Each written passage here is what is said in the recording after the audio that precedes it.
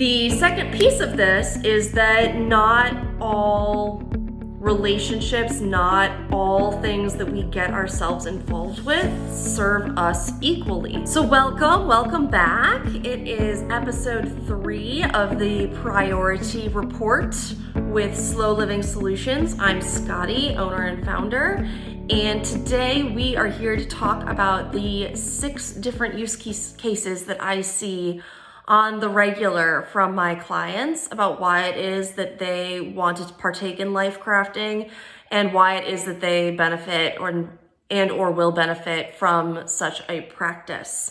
You may resonate with any one of these 6 or maybe more than one, depending. So all of these people are on a very similar journey, even though they have slightly different problem statements. It's all sort of a different point in the journey that they are on.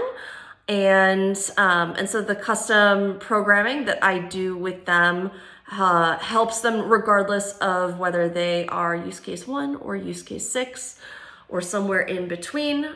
We work through all components and meet them where they are at. So we'll talk about what that looks like for each and every single one of these use cases.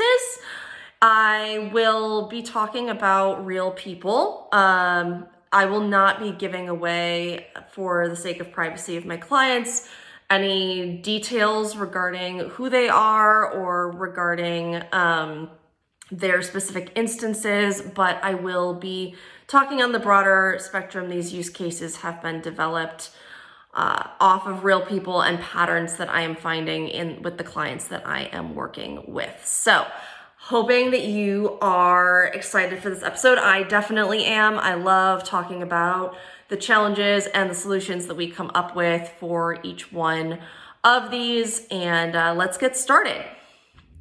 But first, we have a message from our episode sponsor. So this episode is brought to you by OV3 Media, our audio storytelling experts. At OV3 Media, we believe that every brand, community, and leader has a story worth telling, and we make sure it sounds exceptional. From podcast production to sound design, we help creators and businesses develop content with clarity and purpose. Whether you're launching a new series or leveling up your current program, OV3 Media provides turnkey solutions tailored to your voice. Discover more at ov3media.com. OV3 Media, because your story matters. And now on with the episode. So let's just jump into it because we have a lot to cover today. So use case number 1 for why you might need life crafting. This scenario I like to call the I'm always the supporting role and never the lead in my own life. I know that this resonates for women in particular, but that doesn't mean that men, you don't experience this as well. But especially as primary caretakers and a lot of the social conditioning around motherhood, we oftentimes are always putting ourselves last in comparison to the needs of our children, of our spouse, of our leadership teams at work, of our community.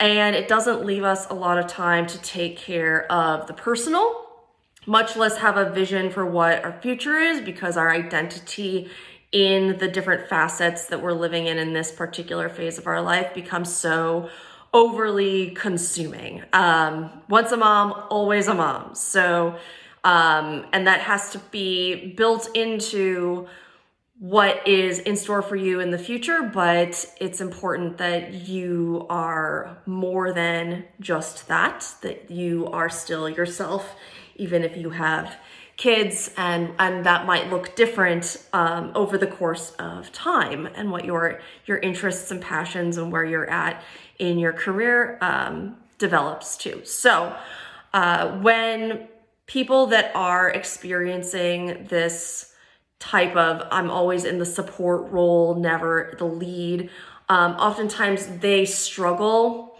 with being able to ask for what it is that they personally need. So whether that is time for them to take care of themselves, some self-care time, whether that is help with responsibilities around the house, whether that is time away from work to focus on other things, whether it's trying to find like how do you fit a side hustle or some sort of side project that you're really excited about into the greater scheme of all of the other stuff you have going on. It can be very challenging to have to make time trade-offs in order to fit everything in.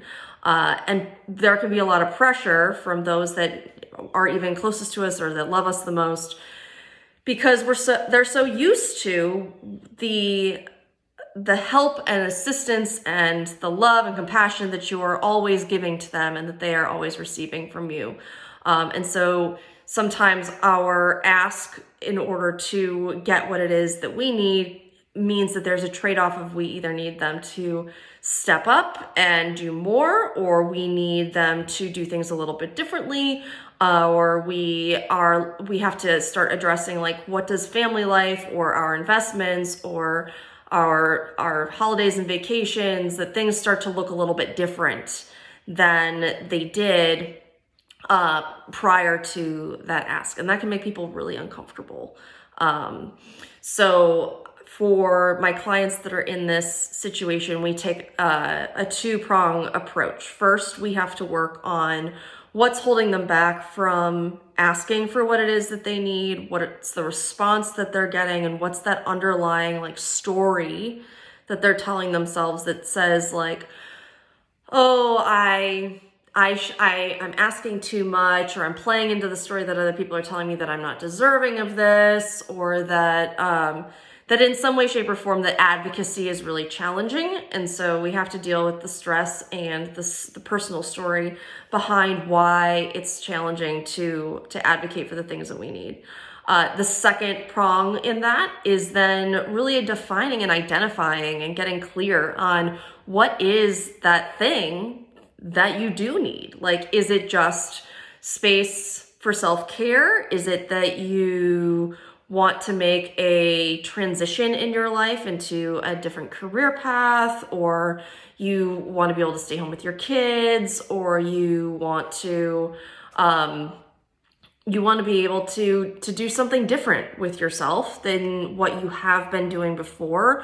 Maybe you're looking to invest in a new hobby, or take on a different extracurricular, or put more time into your fitness routine, or whatever the case may be. Getting clear on what that actual ask, what that time is that you're looking to have allocated would be dedicated to, is the next piece that becomes super important, so that when you become confident and are able to advocate better for yourself and articulate better what it is that you need, you can then act on it as it becomes available to you. So it's always really important to be thinking about like, okay, so it can get really challenging to figure out like, what do I want to do as my next career move? If you're constantly like, if you're working your 9 to 5 and then you come home to your kids and you've got to make dinner and you got to do all the things and you're planning a vacation, you're doing all this stuff, and like, where do you fit you into that? Is what we work on first and foremost. So that's use case number 1. Use case number 2. My job and my purpose are one and the same. So I see this a lot with people who are in what I always call the altruistic careers. So your firemen, your policemen, your teachers, your nurses, your social workers. If you are somebody who is very driven by passion and purpose in what it is that you do, and that usually means that you work in a job that is frontline with the public, it can get extremely overwhelming to feel like you are moving the needle in any direction whatsoever, much less in the direction that you want to be moving it in.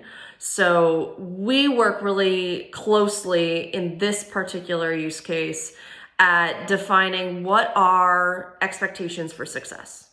because what we define as success and what our employer might define as success, or even the organization you maybe you run a nonprofit that you have that you established with your board as being what success looks like, may not be serving you. And you need to be able to dial it back and figure out where can I find the small wins? Where do I see and feel myself making the biggest impact, even if I'm not solving world hunger? I think it's really important as a motivating factor to keep us going that we can see incremental progress over time. And so it becomes necessary to step back and say okay, are the expectations that we had for what success is or was going to be still realistic? And if they aren't, then how can we reset them to be? And how can we maybe create some intermediary goals that help you in feeling like you can make the intangible tangible in how you're looking at progress being made? So that is use case number 2. Use case number 3, I'm not resourced enough to continue being a resource. These are the people who are usually very high performers, who are asked to take on extra projects at work, extra home projects. They are the people that are very much guides for others, in whether that's in their community or in their career path or even in their families, that they're kind of the go-to person. And when people are always coming to you, you have to make sure that you too have people to go to. It's that really important trade-off of making sure that you are, again, taking care of you first, and that you can get help when you need it, and that it's not just a taking from those that are around us. Now, the second piece of this is that not all relationships, not all things that we get ourselves involved with serve us equally. So a lot of times we can take on a lot of water, so to speak. We can take on a lot of extra projects, a lot of things, because people see the value and believe in us and know that we are competent and capable at making things happen. And then we say yes and yes and yes and yes. And then all of a sudden we have so many balls in the air, and they don't all serve us in what it is that we truly feel we deliver value on. So not that you can't do them, not that you wouldn't do them, but if they aren't the things that are enriching and fulfilling for you, are they really the things that you should be spending your time on? So we work at, in this instance, a lot of process of elimination. Where can you make the biggest impact with others in a way that also delivers the biggest impact, positive impact for you? And making sure that we're clear on that is rooted in what are the things that you value, what are the things that you're passionate about, what are the things that are the actions that you like to take where you feel good after you've done the thing. So we want to make sure that we are not spread too thin, and that in the instance that we start narrowing our scope down so that we can really dedicate more quality time to the things that matter, rather than doing a quantity of things with less time to dedicate to each one of them and getting less out of all of them. So use case number 4, we are just blowing right through these. I see all the directions I could pursue and end up being directionless. So these are my folks who come to me, and they are, I love how enthusiastic they are about all of the stuff that they could be doing. They're like, I want to try this thing and this thing and this thing, and I see opportunity everywhere, but then I see opportunity everywhere and I get so overwhelmed, because how am I supposed to do all of it or any of it? And And then I'm reactionary to the things that are actually happening in my life right now. And all of the things that I could possibly be doing just become this idea that is more of an escapist dream than something that they are actually chasing. So we have to get really clear in this instance about what does that vision really look like. We can't do everything. If we're not sure what that vision needs to really and truly entail, we take a step back and say like, okay, what are the things that you're really interested in diving into that look of interest? Is there a common theme? Is there like a pattern to what you're drawn to participating in, so that we can pick out those qualities and start to narrow our scope of what it is that we are looking at, and then look at what would be the time commitment to start inserting one or more of those things as an experiment to figure out some direction on where you might like to go or how you might like to participate in something that has bigger vision than what you are doing right now. These can be extracurriculars. They can also be, they can be career paths. I've seen both. So, but being specific, again, you'll see this as a theme, is like we have to get back down to the fundamentals of what does it really look like for you to define your core values, your operating principles. How do you see yourself in relation to other people, and how you feel best in delivering value to other people gives us a sense for what direction to start moving in. So, so that's number 4. Use case number 5. I have a strong vision, but I struggle to break it into bite-sized, manageable pieces. So these folks are a step ahead, we'll say, from our use case number 4 people. They are like, I am going after the thing. And they are jamming on that. But they struggle with how to take this very long-term vision for what it is they want and break it down into bite-sized, manageable pieces. So we work really closely at defining what that vision actually entails. What does it really look like? What does it feel like? Who's involved in it? Like, what are you doing? And then we break that down to say like, okay, well, if you want to do this, we need to check some intermediary boxes in order for you to hit that goal. And then we can break those intermediary boxes down into smaller pieces that really gets us down to the brass tacks of habits, routines, and systems.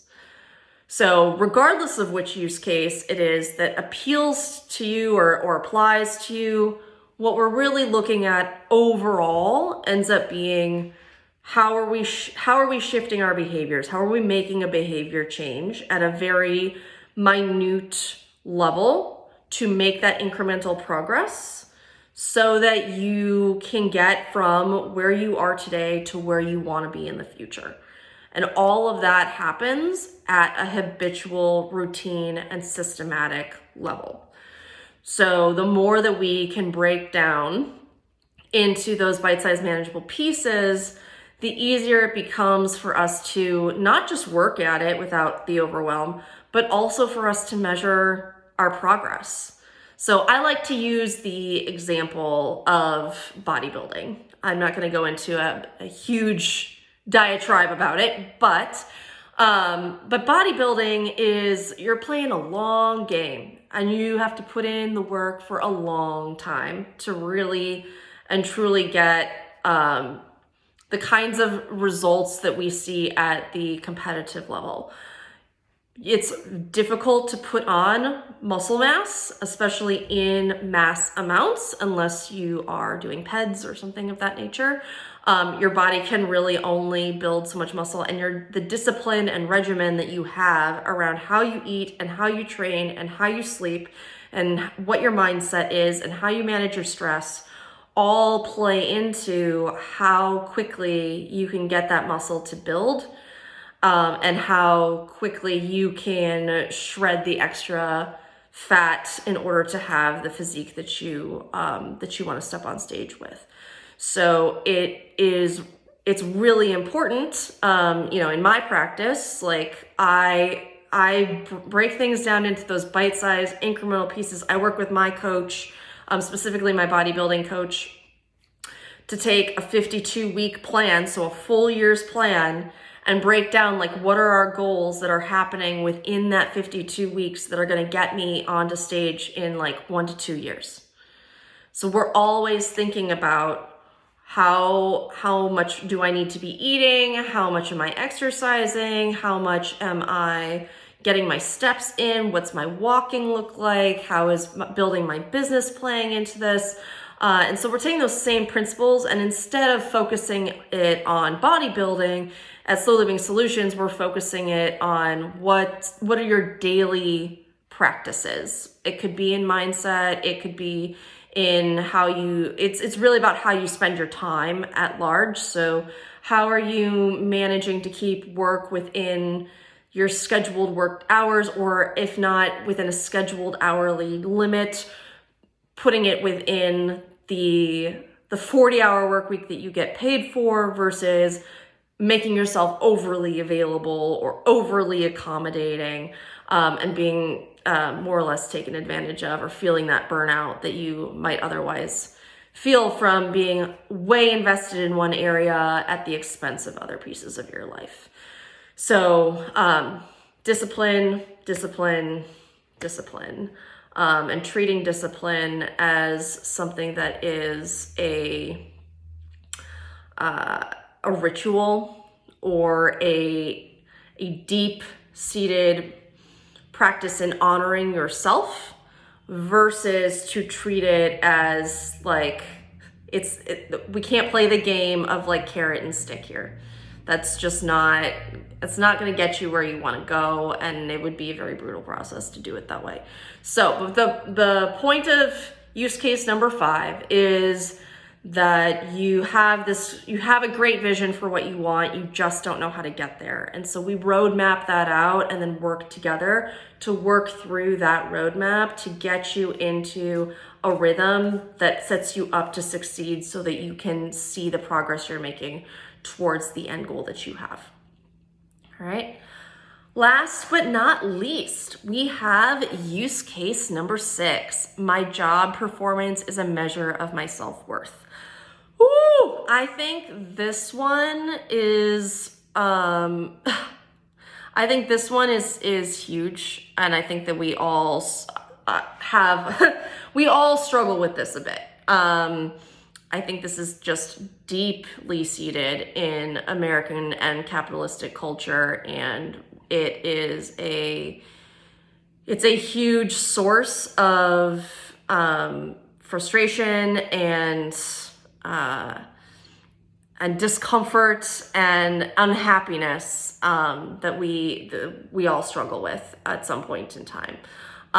So this is where we have to really look at what are the things that cause us to be stressed out or to be anxious, and how are we currently coping with those things. So a lot of times we cope with stuff in ways that are A, unhealthy, but B, that we don't necessarily even recognize. I think a lot of times it's easy to go well, there's some people resort to things like drugs or alcohol, but there's also there's excessive shopping or excessive spending or excessive eating, or not eating enough, or over exercising, overdoing it in the cardio, and all of these ways that we're trying to overcompensate, make trade-offs. We have to work harder, be better. We're not kind to other people that we work with, or we get very judgmental. These are all signs and symptoms that we are really struggling with how our performance really measures up to who we are. So we have to start to figure out how do we de-escalate? how do we self-regulate, and how do we create sustainable habits that don't allow us to fall back into our old patterns. So again, working at how do we instill some positive traits or positive habits that can become our new go-tos instead of what we have normally patterned to deal with whatever the stress is that's going on in our lives. So job performance, I mean, no one likes to be told that they aren't doing a good job, or no one wants to feel like they are behind the 8 ball. And this is the way that we end up with answering emails at ridiculous hours and taking on all of the work and saying yes to everything, and constantly just worried about our performance reviews at the end of each year or half year, depending on what company you work for. And one of the things that I think is the most beneficial from the coaching that I do with people in order to suss through this is not just building up new habits, but also, as you'll see is the common trait between all of these, is like getting back down to the brass tacks. What actually matters to you? Because I'm sure that your job, whilst it may give you some type of value, is not the same as who you are as a person. If we took away your job and you could not do that anymore, you would still have just as much value. You are still here on this planet to do something amazing. Your job is not contingent upon that happening. And so being able to parse that apart and say like, okay, we can see how your job is an outlet for you to apply the amazingness that is you, but your job is not you, and your job is not all of your amazingness. And so being able to put those things in perspective then allows you to look at like, oh, here are my core strengths. Here are the things that actually matter to me, that actually resonate with me, where I do feel like I am adding value even if other people don't see it, or this is where I want to be adding more value because I know the people do see it and I see how they benefit from it, and taking the time to be able to get clear on what that specifically is, or those many traits specifically are, helps you in having better direction for where to put your emphasis, both for your job as well as for yourself in the grander scheme of how you are distributing your time. So that's today's episode. It was a short and sweet one, but we covered off on all 6 use cases. So let me just run through those one more time real quick as a summary. I'm always the supporting role and never the lead in my own life. Figuring out who it is that you are and what it is that you want to contribute that sits separate and aside from the needs, wants, and ways in which other people identify you is use case number 1. Use case number 2, my job and my purpose are one and the same. So being all consumed and burnt out by the very altruistic thing that you love so near and dear to your heart, and being able to then step back for a second and figure out like, how do we reset expectations so that you can see success on a more incremental level and on a more consistent basis, and not be setting yourself up for failure or perceived failure. Use case number 3, I'm not resourced enough to continue being a resource. This is again making sure you have your own support system when you need it, because we all need support, and if we are pouring into everybody else, we never have a chance to fill our own cup or find others who can help us to do that. We need to make sure that in order to give back to other people that we are getting what it is that we need, and that we are focused on the right things and not on trying to do all of the things. All right, use case number 4, I see the directions I could pursue and end up being directionless. There are so many options and opportunities, and they might even seem a little bit escapist for us. How do we get focused on and clear on what our true vision is for ourselves? What is it that we really are passionate about? What are our strengths? How do we apply them? Make ourselves feel like it's achievable, and start marching in that direction versus analysis paralysis or shooting fish in a barrel. Use case number 5 is having a strong vision, but struggling to break it down into bite-sized manageable pieces. So this is all about how do we roadmap our way to that greater picture and making sure that we are focused on the right things right now for where we are at and that we are tracking on that success. And use case number 6, my job is a measure of my self-worth. So taking the time to realize that your identity and your job are not the same thing.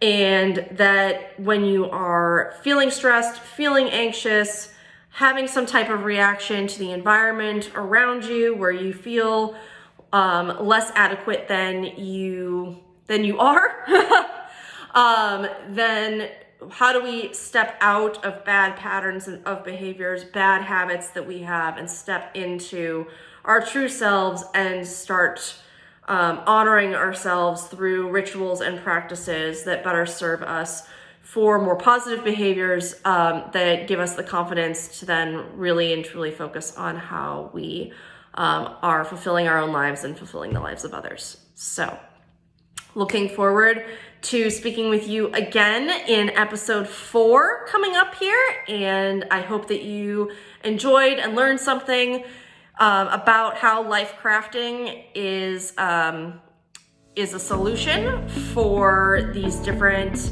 outlets or problem statements that different people are coming across as they are in pursuit of a better life. Hopefully they resonate for you. Please feel free to like, share, comment, DM me. I'd love to start a conversation with you, get to know what your challenges are, how we can best craft a customized solution for you, and dive a little bit deeper on any one of these that you might feel resonates. So hope to talk to you soon.